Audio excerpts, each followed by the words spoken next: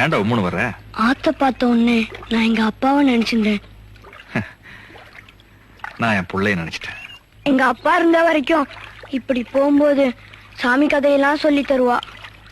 எங்க அப்பா போனதுக்கு அப்புறம் எனக்கு அதெல்லாம் யாருமே சொல்லி தருது இல்ல. நான் என்ன வச்சுக்கிட்டா வஞ்சகம் பண்றேன்? தெரிஞ்சா சொல்லி கொடுத்துருவோனேப்பா.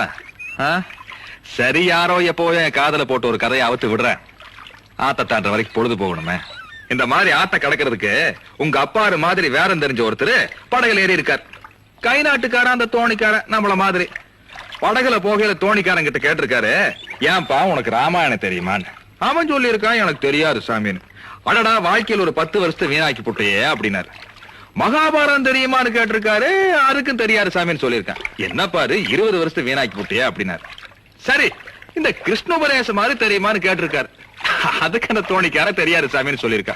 போச்சாப்பா, 30 வருஷத்தை வீணாக்கி போட்டியா அப்படின்னாரு. பேசிக்கிட்டே இருக்கையில படகுல ஓட்ட விழுந்து தண்ணி உள்ள வந்துருச்சு. இப்ப தோணிக்காரன் திருப்பி அடிச்சிருக்கான், ஏன் ஜாமி உனக்கு நீச்ச தெரியுமான்னு. சாஸ்திரி சொல்லியிருக்காரு, அது தெரியாதுப்பா. ஒட்டு மொத்தமா அவன் வாழ்க்கைய போச்சு இருக்கான். எப்படி இருக்கு பாரு.